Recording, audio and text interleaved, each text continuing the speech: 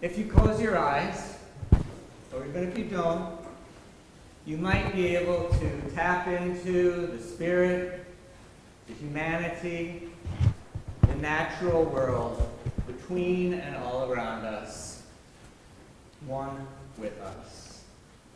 Here on Zoom, we are connected to and embraced by all those who are in the sanctuary. Everywhere we are surrounded by and interdependent, with those who are calm today and those who are agitated, with those who are desperate and those who are befuddled with awe. In our very being, we are intertwined with those who are both grieving and simultaneously relieved, just as we're connected with that part of ourselves that was engaged some time ago with grief and relief at the same time. What should we do with all of this? What should we do about this? Just for now, let's do nothing. Taoism teaches of the wisdom of non-doing.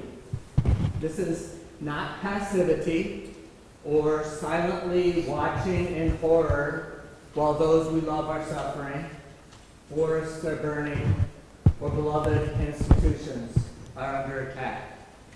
Non-doing is not passivity. Non-doing is also not escaping into a state of denial.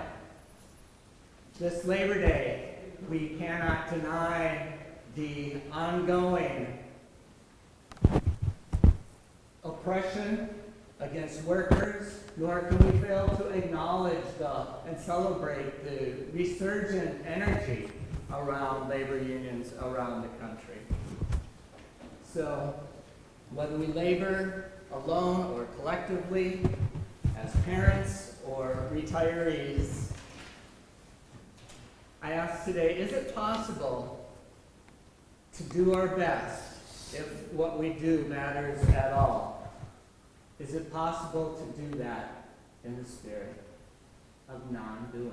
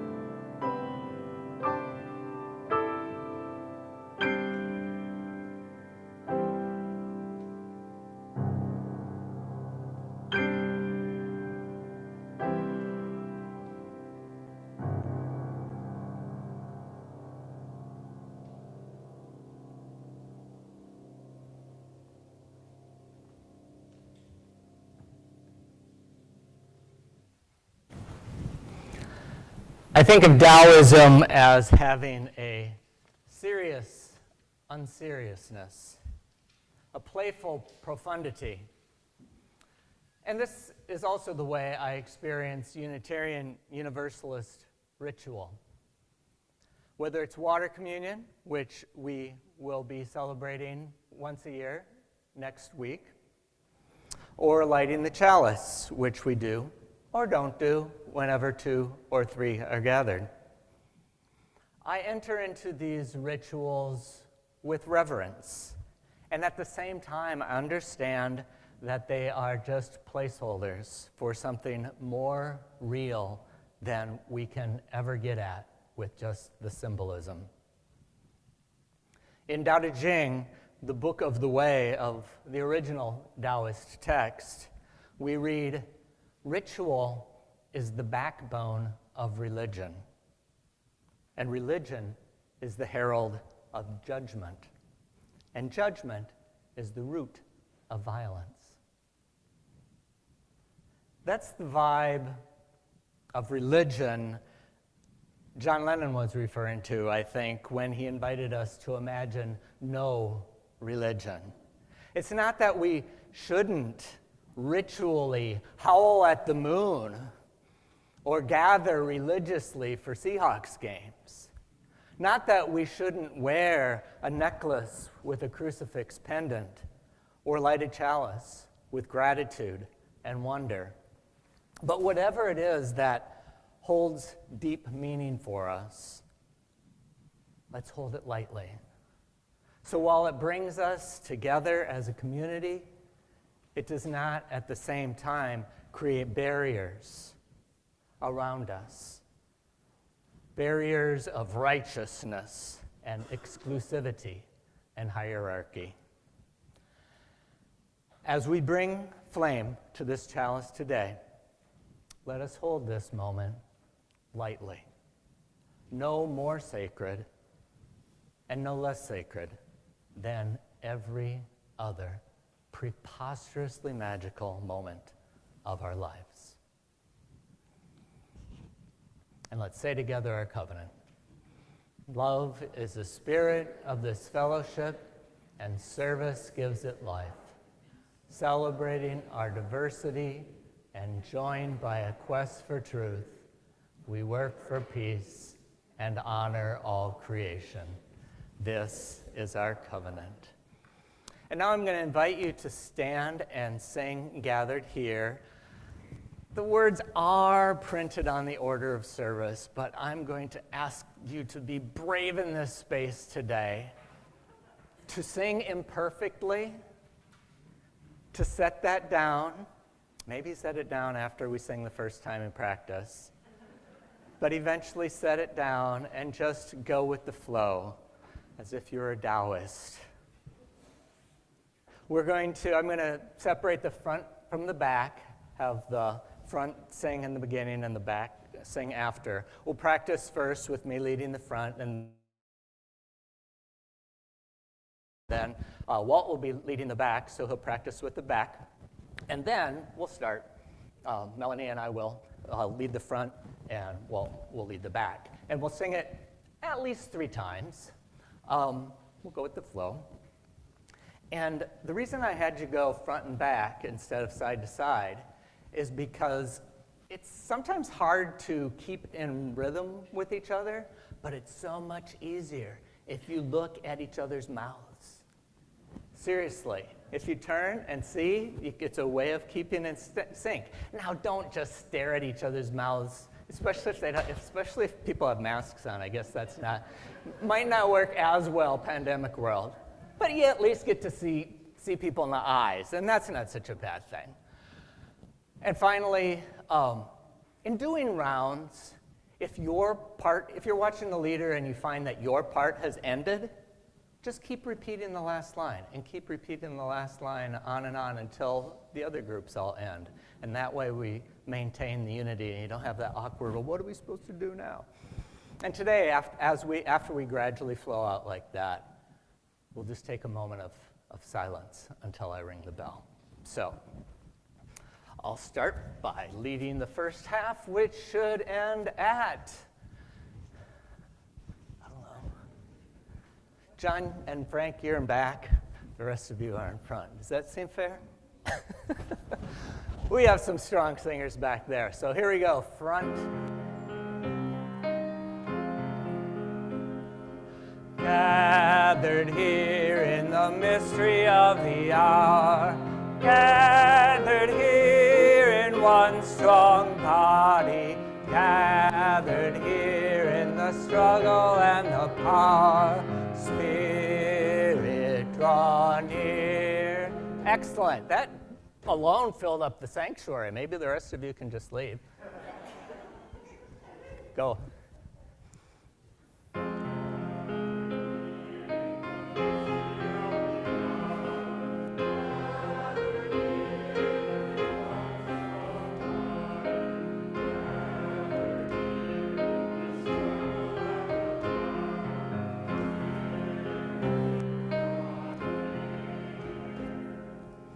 Okay, let's front, back, listen for Walt to take off. Gathered here in the mystery of the hour, gathered here in one strong body, gathered here in the struggle and the power.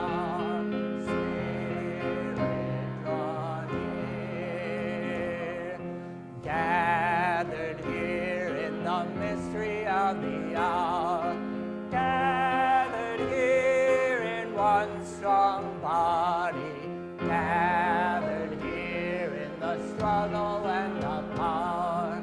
Spirit, draw near. Gathered here in the mystery of the hour, gathered here in one strong body, gathered here in the struggle and the power. Spirit, draw near. Spirit, draw near. Spirit, draw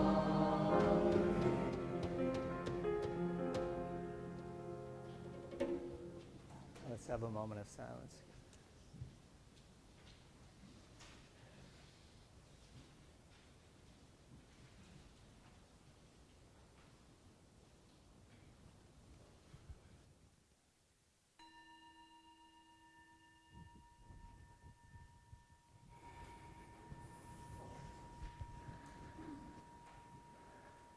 In building beloved community, we take time to share with one another the deepest challenges, joys, worries, and celebrations that we would like to share so that we can let one another into our lives. So I would like to invite anyone who would like to do that today to line up over there.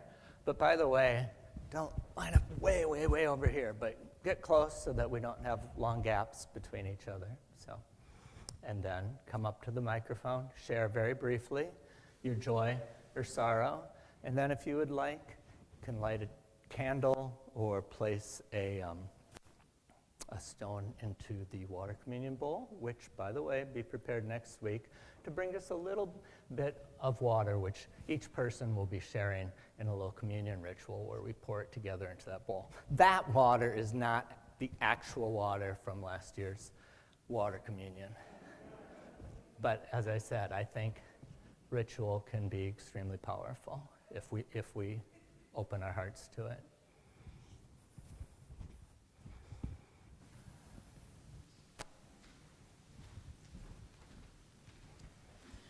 In for my daughter's first negative COVID test in 6 weeks.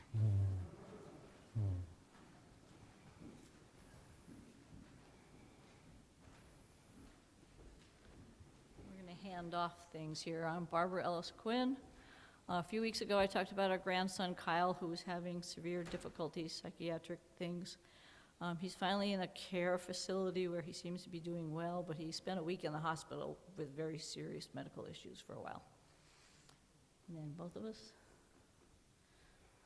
Yes, this is about our friend David Gans, who we've known for 35 years. A dear man with a wonderful family who has been kind of a touchstone, a solid person who was who he was. And we just received notification that he has a form of leukemia, which can be treated, but it can't be cured, and it can't even be slowed down all that much. To a man who's taken perfect care of his body, as far as we could tell, for all of his life. We're very worried about him. And we're very happy to say that 2 weeks from yesterday, we will be in New Orleans, finally getting to celebrate our daughter's wedding that happened 2 years ago, but they couldn't have their party, and now they get a celebration. I'm Melanie Reek. I'm celebrating having just completed a 21-day purification process for health and also a spiritual clarification.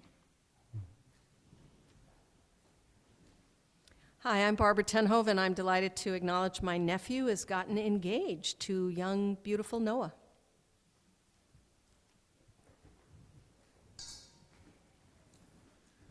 Hi, my name is Yoshi, and I have been celibate for the last 21 months, and I find it liberating.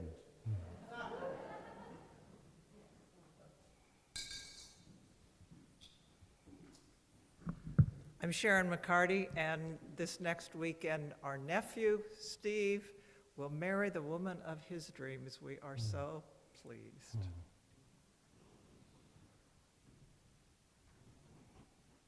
Hi, Constance Murphy, and I'm celebrating the fact that I've entered the nothingness of retirement.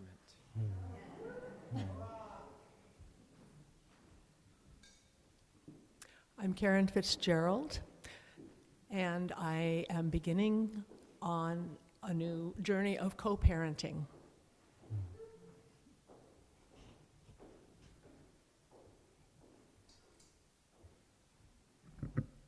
I'm Hank Ohana, and I'm trying to think if there's anybody here who even maybe remembers my oldest son, Andrew. And I'm not sure that there is, but my oldest son, who grew up here, yes, Ann, he is engaged and going to be married in November. I'm very excited for him.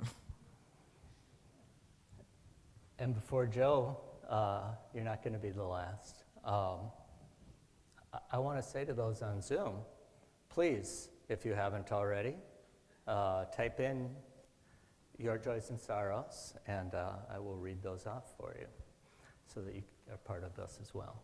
So go ahead, Joe. I'm Joseph, and my sister and my wife's brother celebrate a birthday today. Thank you.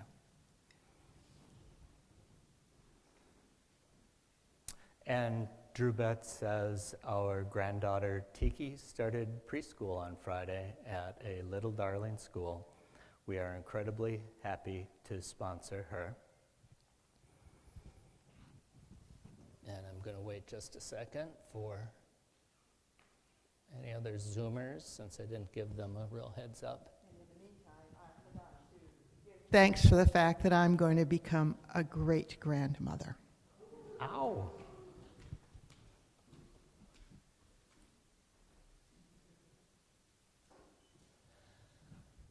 And I'll light one more candle, and Mark's going to come up here.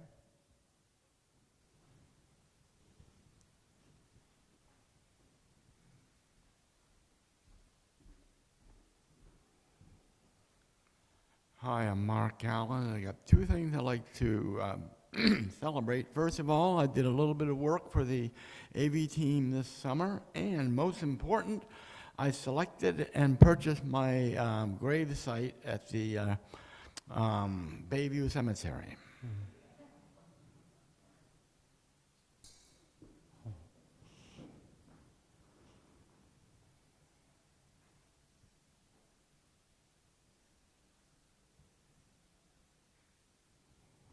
Seems like each one of these has an element of bringing into our lives and also letting go.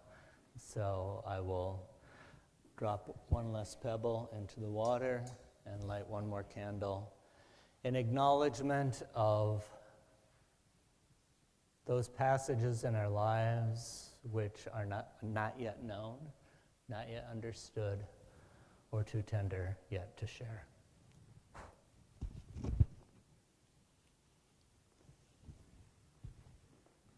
Rebecca says my son Brandon is returning to Australia to be with his partner.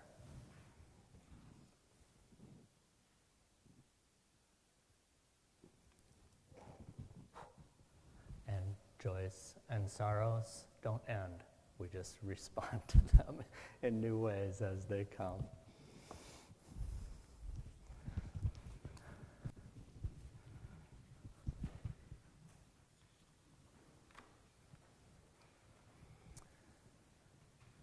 When I see satellite photos of icebergs the size of New Jersey breaking off from Antarctica and coming our way, I feel powerless to do anything about it.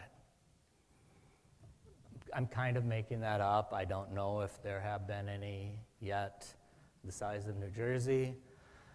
But as my sense of powerlessness grows, the scale of our predicament looms larger and larger in my mind and weighs me down all the more.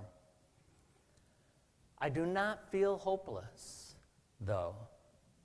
Feeling powerless is not the same as feeling hopeless. Maybe I don't feel hopeless because my sense of powerlessness is not absolute. Still, and I think I'm not alone, I do find myself wondering all too often, does what I do matter? Can I fix everything broken in this world? No, I have no illusions about that. But does anything I do matter? Will anything I do make a difference in the long run to ease suffering, to lessen danger, or to promote the greater good? Or are things just fated to go a certain way? Have the forces of entropy piled up to such a degree that there's no holding them back? Let's get one easy part of this question out of the way. I am confident that it doesn't matter what we do in regard to the past. We can't change what happened decades ago, or a few months ago, or even 1 second ago. And if human actions do have consequences, then to whatever extent those consequences of our individual or collective decisions and actions, to whatever extent they've already played out, there's no going back. What we have is what we have. We can't change the past no matter what we do. But how about the future? That is, can we do anything right now or in any given moment that will make a difference going forward? This week, my laptop suddenly imploded. Apparently, it was just a tiny component that burned out and made the machine irreparable. What could have caused that? I asked the repair guy. It wasn't very old. Oh, he said, something like this is always going to happen eventually. This one just happened to go sooner. So whether we call it fate or planned obsolescence, mechanical failure, like death, apparently, is inevitable. There's nothing we can do to change that.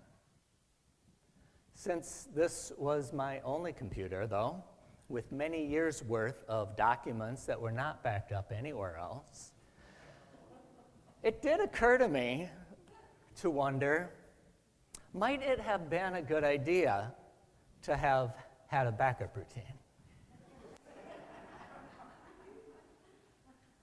Which brings us back to Taoism and Tao Te Ching, which reminds us, deal with things before they even exist. The Tao Te Ching is full of paradox. another angle on non-doing, which is also known as wu wei, which is also translated as effortless action, or at its grooviest, going with the flow.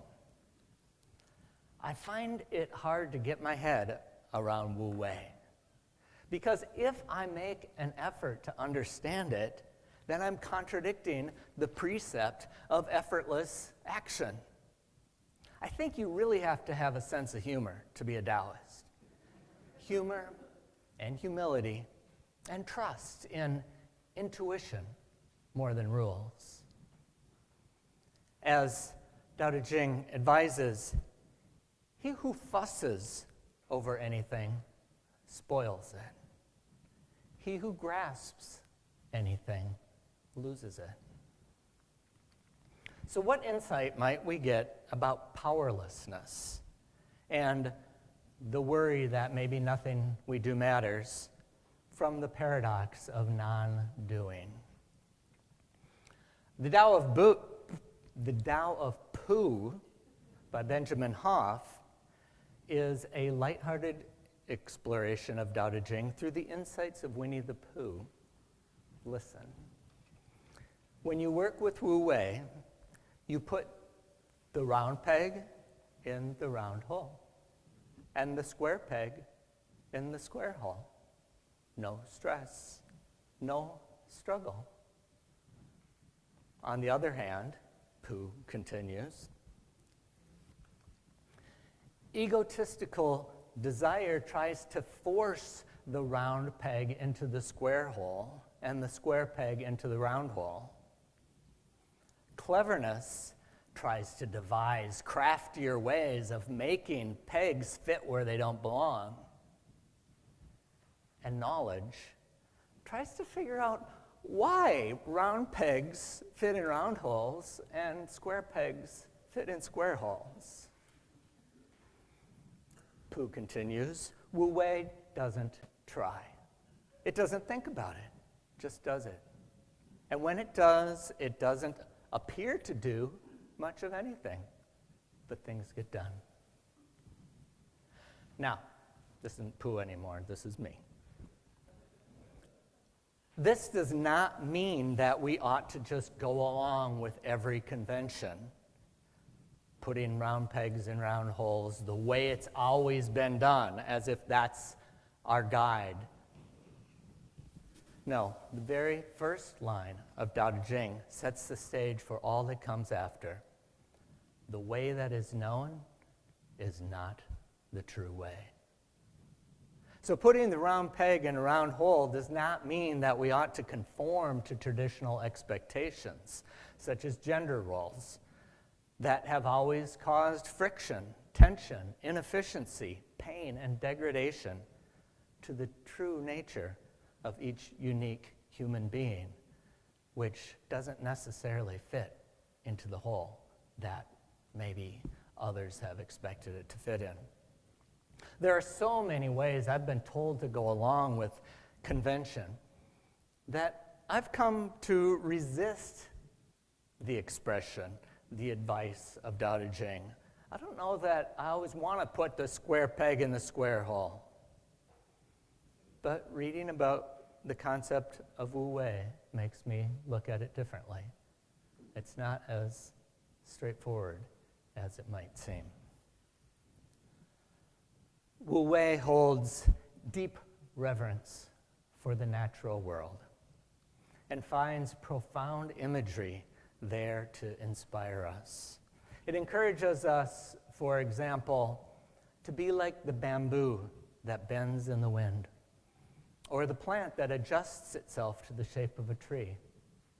Instead of trying to force our big ideals upon everything, Wu Wei invites us to respond to the particular demands of this moment, rather than trying to fix everything at once. In doing so, perhaps, we may find ourselves less driven by ego and find new unity between what we might think of as separate entities of self and the larger environment. And by environment, I'm not talking about the imaginary, pristine, natural world before humans messed it up. I'm talking about all of this material and social and ideological reality, the stuff of this life at this time. Dwelling in the grace, dwelling with grace in all of that. That's the seat of Wu Wei, effortless action from which things get done.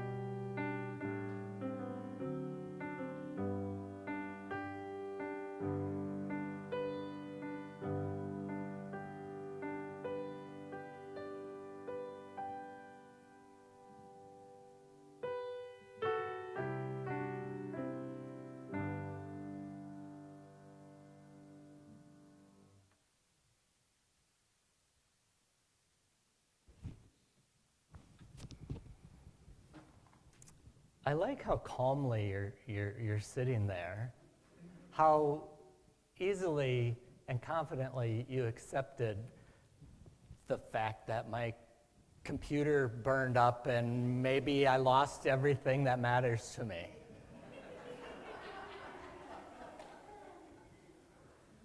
That you just have this quiet serenity, as I did, that my hard drive would still be intact, which I don't want you to start getting nervous now because it was.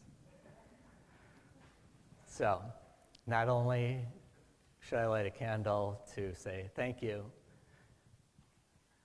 for an intact hard drive, but also thank you for the new incentive to create a backup routine for myself.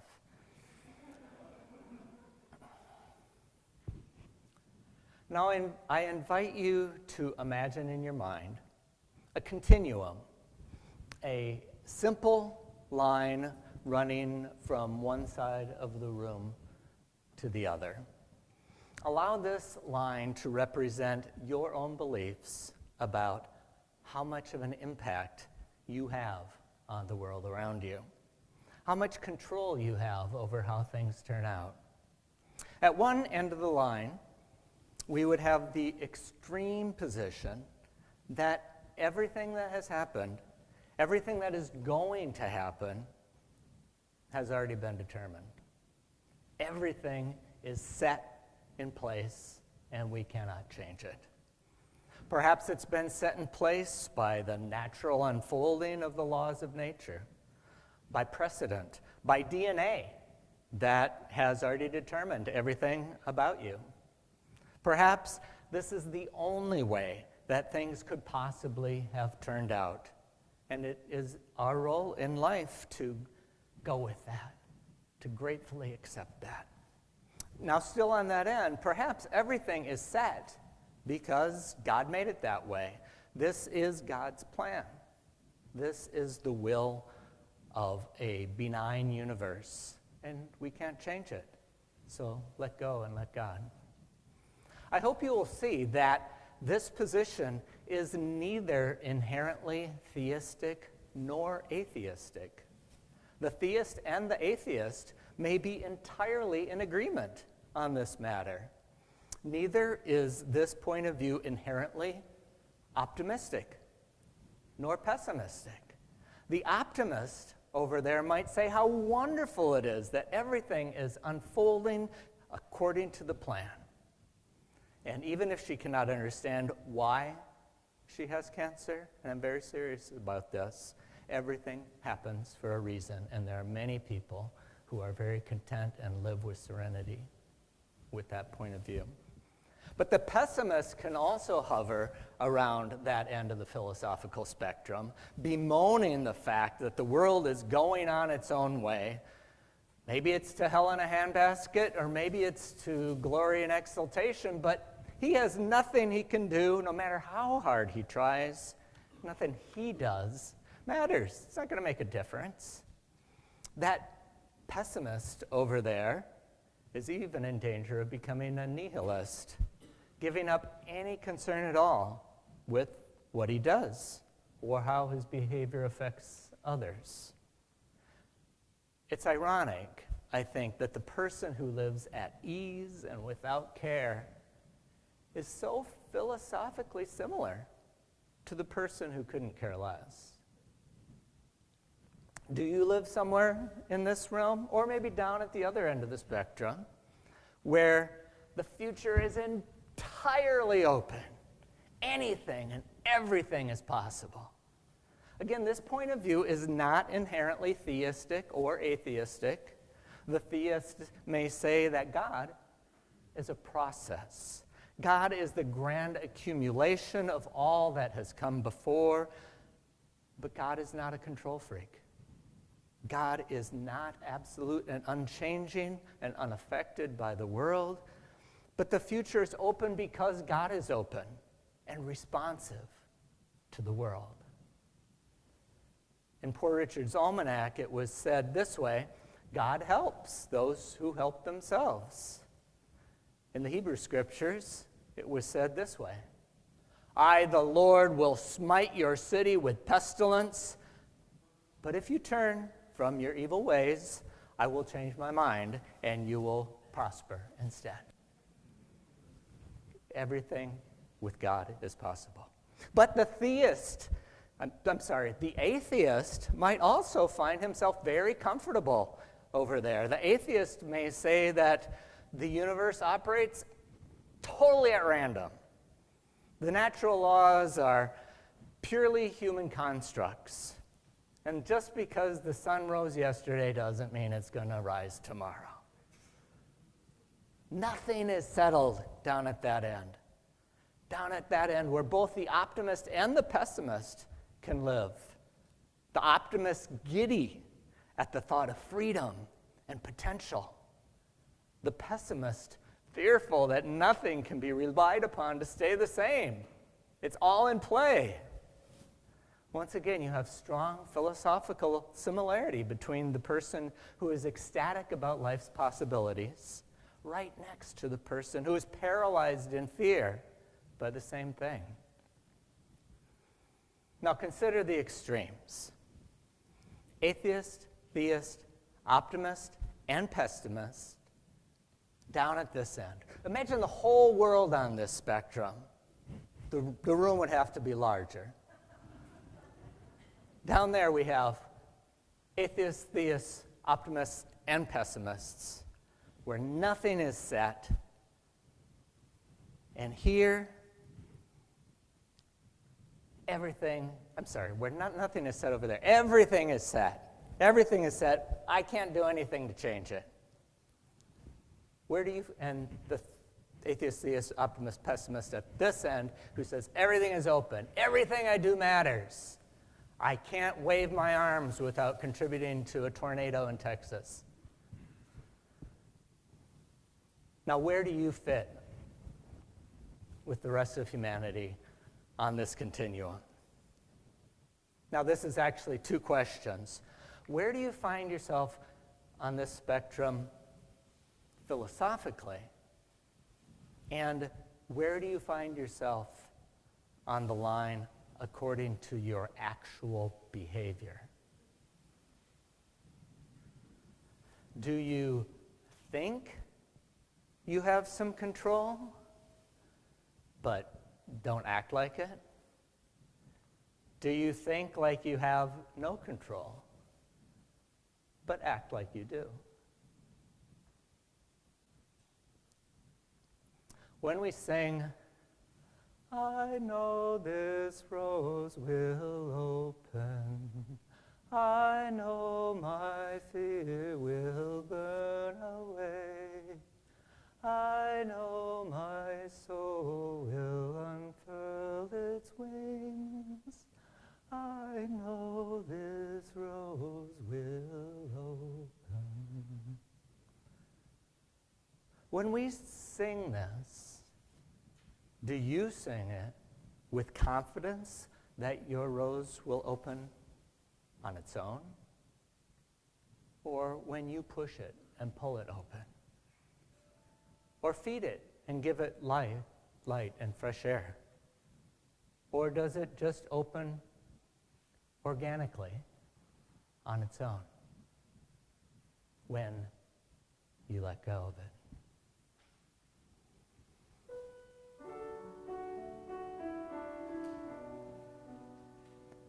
I know this rose will open, I know my fear will burn away, I know my soul will unfurl its wings, I know this rose will open.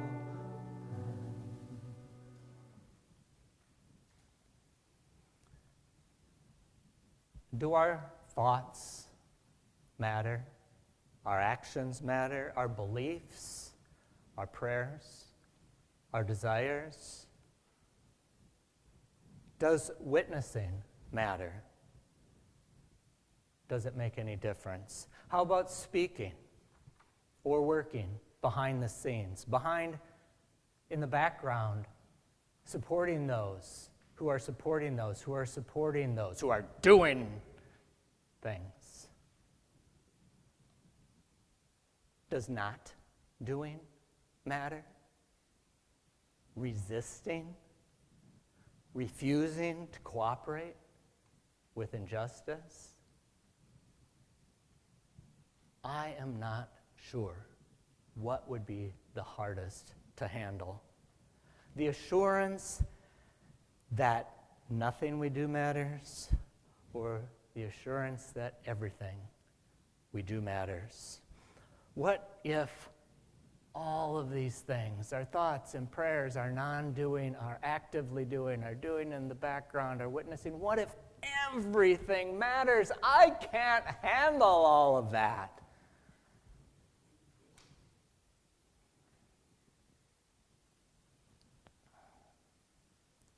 If it did, wherever you are in the spectrum, as long as you're not completely on that end, if you're somewhere along the line thinking that, no, I can't handle that, I'm not even going to think that, doesn't matter. If there's somewhere along the line that's something that you do matters, you might wonder, as I do, where do I even begin?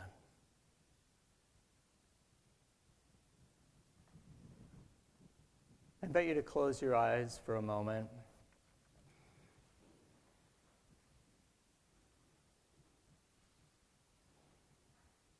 I'm going to be reading a poem called Start Close In. And there's a copy on your order of service, so you can take this with you when you go. But just be in this space together as I read this. Start close in. Don't take the second step or the third. Start with the first thing, close in, the step you don't want to take. Start with the ground you know, the pale ground beneath your feet. Your own way of starting the conversation. Start with your own question. Give up on other people's questions. Don't let them smother something simple. To find another's voice, follow your own voice. Wait until that voice becomes a private ear listening to another. Start right now. Take a small step you can call your own. Don't follow someone else's heroics. Be humble and focused. Start close in.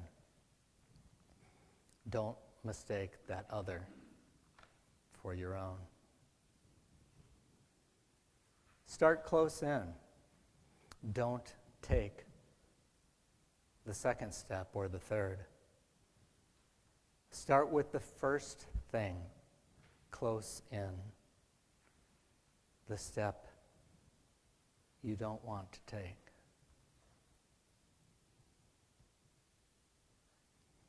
And now imagine the Wu way of taking the step you don't want to take.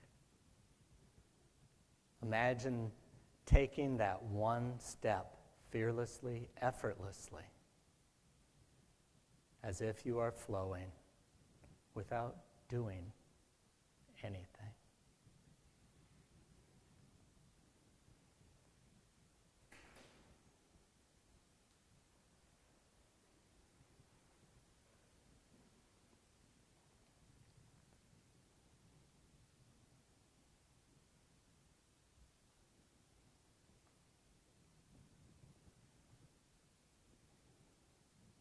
Amen. I'd like to invite the ushers forward now to receive from your generosity to support the work of this congregation in building beloved community within and beyond these walls.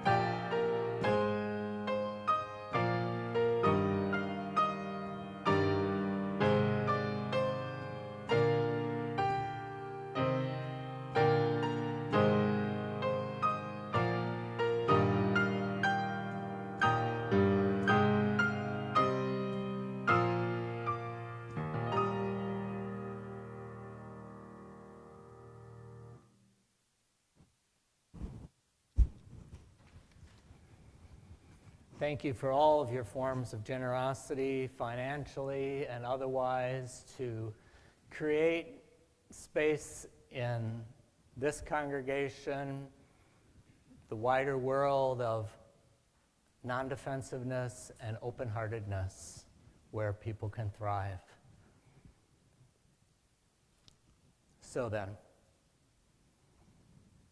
does what we do matter? Does asking this or asking other theological questions even matter? I don't know.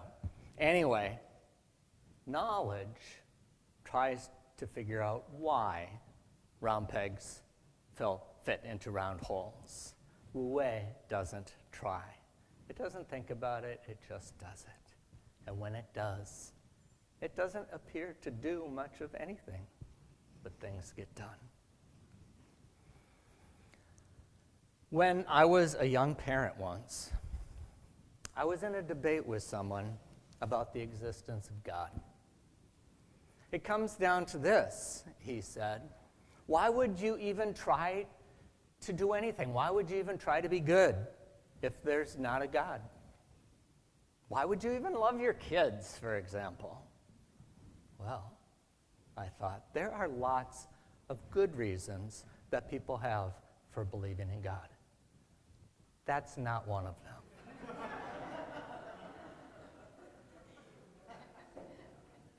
We do not love in order to accomplish some higher result. We do not laugh and sing because it's required by the rules. We do not let our light shine on the world in order to get something in return. So now I invite you to stand and sing this little light of mine. No words, except those in your heart, and those you pick up as we go. It's going to be, I'm going to let it shine, and then building up a world, or everywhere I go, and then building up a world, or whatever. This time, I'm going to let it shine. This little light of mine, I'm going to let it shine.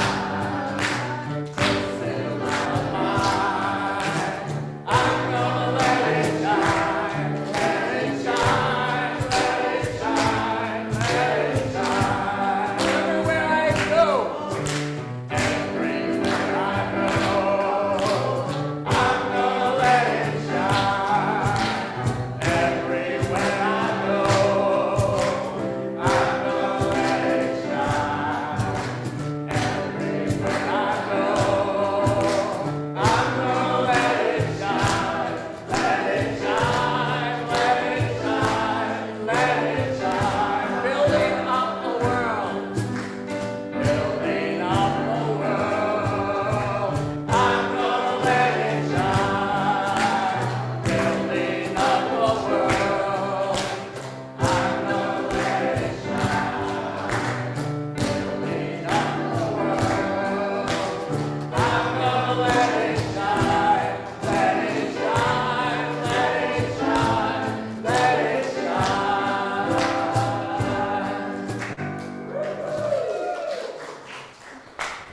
And share with me in a benediction, which is printed in your order of service. This is by Reverend Theodore Parker from the early 1800s, one of the initiators of Unitarian thought.